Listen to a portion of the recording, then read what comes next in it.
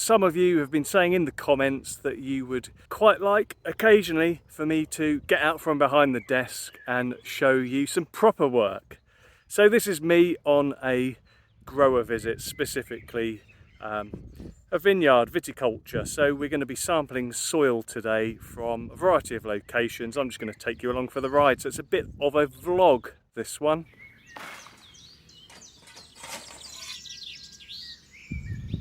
Now I make no apologies for the fact that it isn't very foodie or vegetable focused, but I thought it'd be quite nice to do a vlog type video, not so much a day in the life, but just do something a little bit different. The fundamentals of plants are all very, very similar. What we're dealing with here is a long-term crop. Vines can last for decades if they're looked after well, and obviously the objective each year is to get a harvest from them, so to take the grapes and then make some fantastic drink out of them. And this is what we're looking for. Lots and lots of little buds forming like this, or bunches of baby grapes. So here we are in a vineyard, and I am sampling from a vine, and this is pretty cool. I did notice that there are quite a lot of ladybirds. I did notice where the vines are growing up here. Oh, we have a few more as well, which is rather wonderful. Now, of course, the wonderful thing about vineyards is you have beautifully ordered plants in rows, in vines, and these can be here for a very long time, decades in fact. But what it does mean is that you get your steps in for the day, because you're having to walk along often hundreds of meters like this, which is nice. So just very quickly, what I'm doing today, this is just baseline testing. So I'm taking a sample, a representative sample, and the way vineyards work, they're often divided into blocks because you have these long rows and it just makes it easier to manage them. So I'm just taking a baseline sample today. We'll do a comprehensive chemical analysis, which is pretty typical, but also the guy that I'm helping is looking to go go more natural, chemical free is the ultimate objective, I think. So we'll be doing a biological assessment as well. I imagine it will show that there's various pieces of work and actions and steps that he needs to take in order to kind of boost the soil life.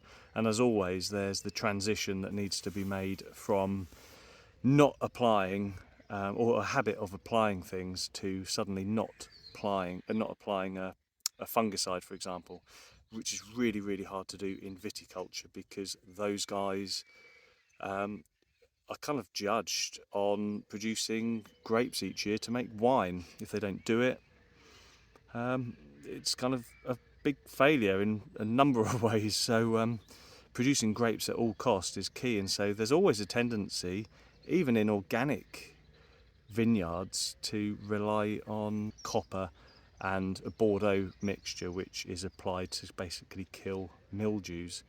So it's quite a tough environment, but it's a lovely environment to sample soil in because it's so ordered.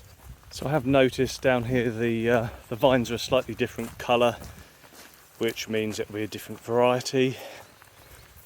This is an English vineyard, and kind of viticulture in the UK really begun with sparkling white wines, and now it's kind of progressing even into red wines, and I wonder how much of that, probably most of it, is down to climate change. We are getting warmer periods for much longer durations as well.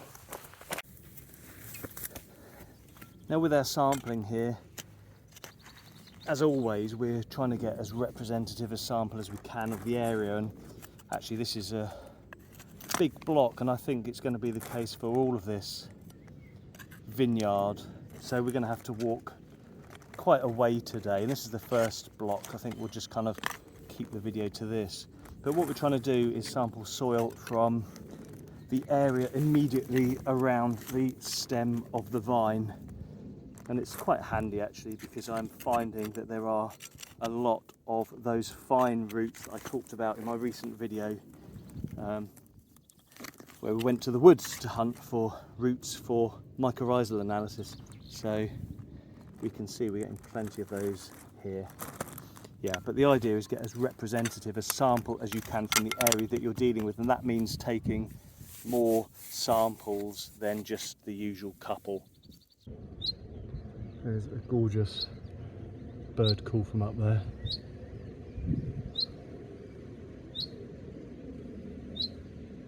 They're just wonderful surroundings. So we've done the first block. We're now moving on to the second of 4 or 5 I think we're going to be doing today. More of the same. So just quickly, like I have shown before, the way to get your sample: clear the soil, brush the loose debris from the top before you then put your spade in. In this case I'm using a trowel because the soil is so tilthy, and oh, this looks quite good for fungi over here. Now once you've taken your sample, as always, replace your divots, and that means actually covering it with the debris and stones again to protect it from the sun, as it's quite hot up here. Oh, so there's good news now. The wind has got up, so there's a light breeze, which, considering how warm it is, I am incredibly thankful for. Oh, some days it's just so nice to be alive. So we can see they've even got a weather station down here, kind of in the lower end, which is where all the cold air will sink, and it's testing moisture.